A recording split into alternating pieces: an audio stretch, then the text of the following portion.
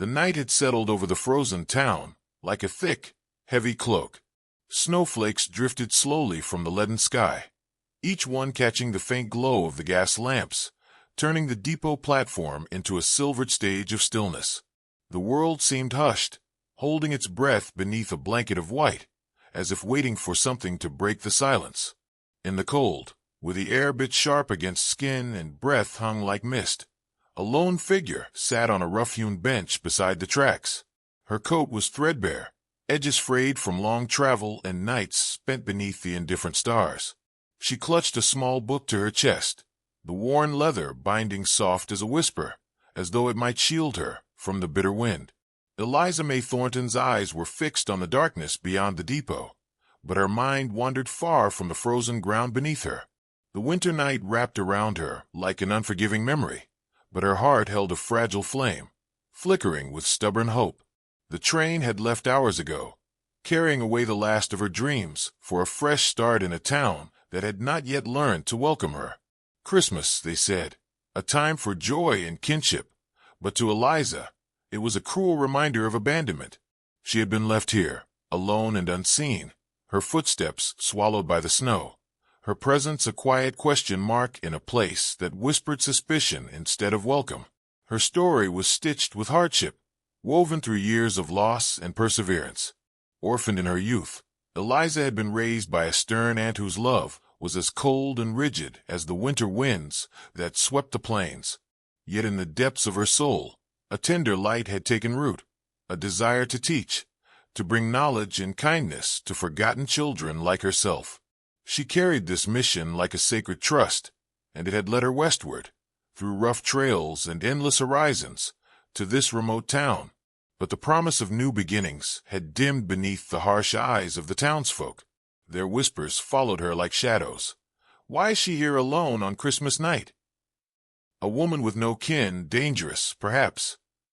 Their gossip was a low thrum beneath the stillness, an invisible wall that held her captive. Despite the chill, Eliza's pride remained unyielding. She refused to beg or plead for shelter, choosing instead to weather the night in solitude, wrapped in layers of determination and quiet dignity. The frozen bench beneath her was unforgiving, but she welcomed the ache as a reminder that she was still alive, still fighting. Her fingers trembled not just from cold, but from the ache of being unseen, her breath steadying in the frozen air like a whispered prayer to a world that had forgotten kindness. The town itself was a study in winter's harsh hand. Wooden storefronts stood shuttered, their windows frosted over like forgotten eyes. Streets lay deserted, save for the crunch of snow beneath a few cautious boots, muffled by swirling gusts of wind. Gas lamps flickered uncertainly, casting long shadows that danced like specters against the cold stone and wood. A distant church bell tolled the hour, its mournful peal cutting through the night silence, a lonely sound that echoed Eliza's own solitude. In the warmth behind closed doors, families gathered by hearthfires, while she remained a solitary figure on the edge of their world.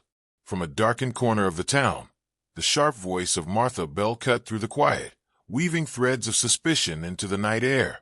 "No good comes from a woman left to wander alone on Christmas," she whispered to a small gathering by the saloon's flickering light. "Mark my words, she's trouble. They all are, newcomers with no roots." The words drifted like smoke, wrapping around the town's collective heart with cold fingers. Martha's tongue was a blade sharpened by years of guarding the town's fragile order, her judgment swift and unyielding.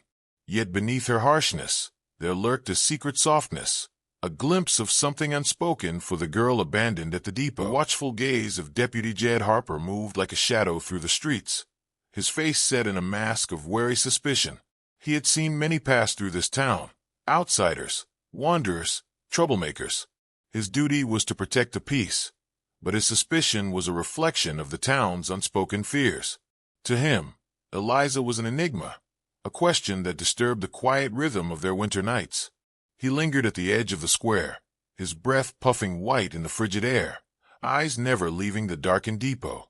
As the hours stretched and the wind howled through the narrow alleys, Eliza's search for warmth remained unanswered.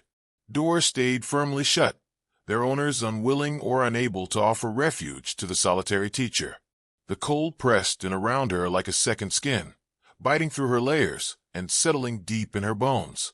Yet, amidst the biting wind and biting loneliness, she found a strange kind of resolve, a silent promise to herself that she would endure, no matter how long the night stretched. Then, like a shadow emerging from the depths of the night, a figure appeared beyond the depot's flickering light. Silas McGraw, a man carved from the very earth of the rugged West, rode his horse slowly toward the station. His coat was thick with wear, his face weathered and lined by years beneath the sun and wind. But there was a gentleness in his eyes, a quiet kindness that softened the hard edges of the world around him.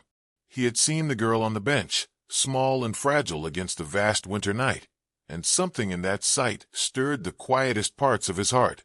Without a word, Silas dismounted and approached, the snow crunching beneath heavy boots. He hesitated for only a moment before slipping his woolen blanket free and folding it carefully around Eliza's shivering shoulders.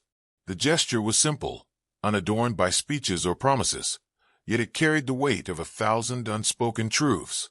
Eliza looked up, surprised by the warmth, not just of the blanket, but of the man who offered it.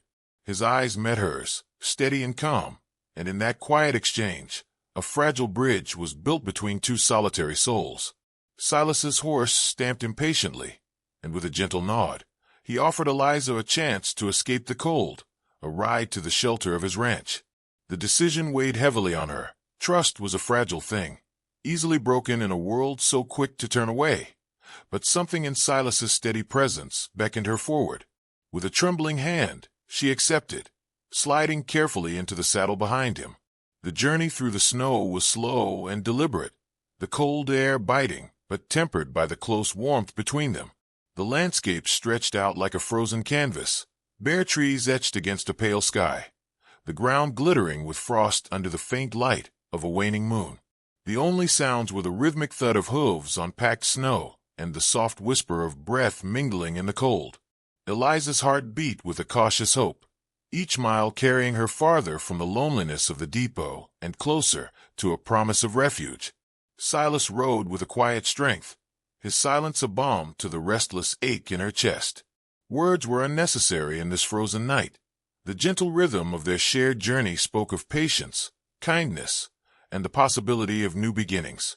As they approached the outline of the ranch, the glow of firelight flickered through the trees, a beacon against the vast winter darkness. The warmth was more than physical. It was a quiet assurance that, perhaps for the first time in a long while, Eliza May Thornton was not alone.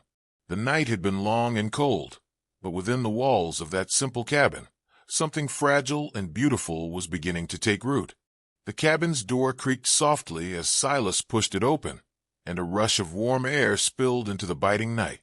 Inside, the firelight danced on rough-hewn walls, casting long, wavering shadows that softened the hard lines of the room.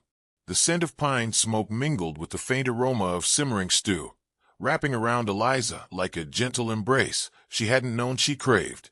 She stepped inside, her fingers still numb, and the weight of the frozen world outside seemed to lift, if only for a moment. Silas moved quietly to the hearth, pulling a battered kettle from the flames. Without asking, he took Eliza's chilled hands in his own, his calloused fingers careful and steady. The warmth seeped into her skin, chasing away the last traces of the cold's cruel grip. Her breath hitched, a fragile tremor betraying the storm of emotions roiling beneath her calm exterior. She looked down, cheeks flushed with more than the fire's heat, shame, hope, and something like gratitude swirling in her gaze. The silence between them was thick with unspoken stories. Eliza, wary yet yearning, found herself drawn to the steady presence of this man who spoke in gestures rather than words. Silas, reserved and rugged, carried his own quiet burdens, the kind only the land and long solitude could forge. Here, in this humble cabin, two solitary souls began a slow, wordless conversation, one of healing, of cautious trust. Night deepened beyond the window panes, but inside, time slowed. Eliza's fingers wrapped around the warm mug Silas handed her, the heat a small but tangible proof that kindness still lived in this harsh world. She shared a story then, softly, almost shyly, of a child she once taught in a faraway town, a boy with bright eyes and an endless hunger for learning, whose laughter had been a balm to her weary heart. Silas listened, his gaze steady and kind, as though holding her fragile hopes in his own silent care. Days passed in a rhythm shaped by the land and the seasons, each moment folding gently into the next. The ranch became a sanctuary where the biting judgment of the town felt distant and muted. Eliza's hands grew stronger with chores, her spirit lifting with the steady work, mending fences, chopping wood, tending the sparse garden that defied winter's hold. Silas watched her with quiet admiration, his respect shown not in grand declarations, but in the small, thoughtful acts that spoke louder than words. The way he left her favorite chair by the fire, how he brought water without being asked, the steady, unwavering presence at her side. Their connection was a slow burn, like embers coaxed from dying ash. They spoke and shared glances, brief smiles, the gentle brushing of hands over worn leather and rough fabric. The language between them was patient and delicate, a dance of restrained hope and quiet longing. Eliza, who had known loneliness as a constant companion, began to dream again, not in wild bursts, but in soft, steady pulses that echoed in the spaces between Silas's silences. Yet, beyond the shelter of the ranch, the world remained harsh and unforgiving. Rumors from the town drifted like winter winds, cold and relentless. One evening, as the storm clouds gathered heavy and dark on the horizon, Deputy Jed Harper arrived at Silas's door. His eyes were sharp, his tone clipped with suspicion. "Ain't right, a woman here alone with a man," he said, voice low but edged with the weight of the town's judgment. "Folks talk. You'll bring trouble." Silas met the deputy's gaze without flinching, a quiet strength in his stance that spoke of loyalty and unspoken truth. Eliza felt her pulse quicken, the sting of shame and fear threatening to undo the fragile progress she had made. But beneath the cold judgment, a new fire kindled, a determination to claim her place, to stand tall against the whispering winds of rejection.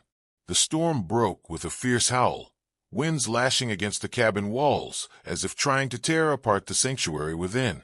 Lightning flashed, illuminating the tense faces inside, and thunder rolled like a warning across the sky.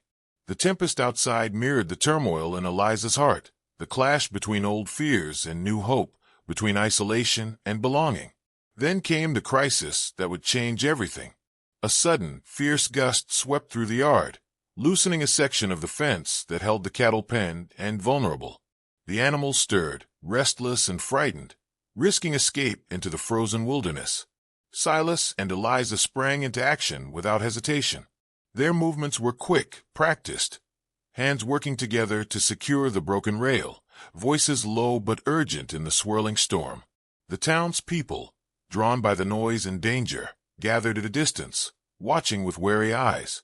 The deputy's suspicion gave way to reluctant respect as he saw the courage and quiet grace with which Eliza and Silas faced the storm. Their small acts of bravery spoke louder than any words of gossip. In the howling night, barriers began to crumble. When the tempest finally relented and dawn crept softly across the horizon, the world seemed reborn, washed clean by rain and snow. The cattle were safe, the fence mended, and two figures stood side by side, silhouetted against the pale light. Silas and Eliza shared a glance, a gentle acknowledgment of the bond forged in adversity and tempered by grace. The town's cold judgment had thawed, replaced by a cautious hope that perhaps, even in the harshest winters, kindness could take root. Eliza's heart, once heavy with loneliness, now beat with quiet strength.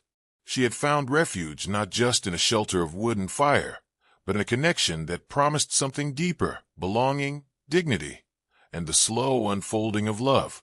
As the sun rose higher, spilling gold across the snow-dusted plains, the old soul's voice lingers, soft and wise, speaking directly to those who listen. In the coldest nights, when the world seems frozen in silence, a single spark of kindness can thaw the deepest winter in a heart. Sometimes, the greatest journeys are those within, where resilience and grace bloom in the quiet spaces left behind. If this story has warmed your spirit and stirred your heart, subscribe for more Wild West tales, Stories that whisper to the soul, reminding us all that even in the loneliest places, hope can find a home.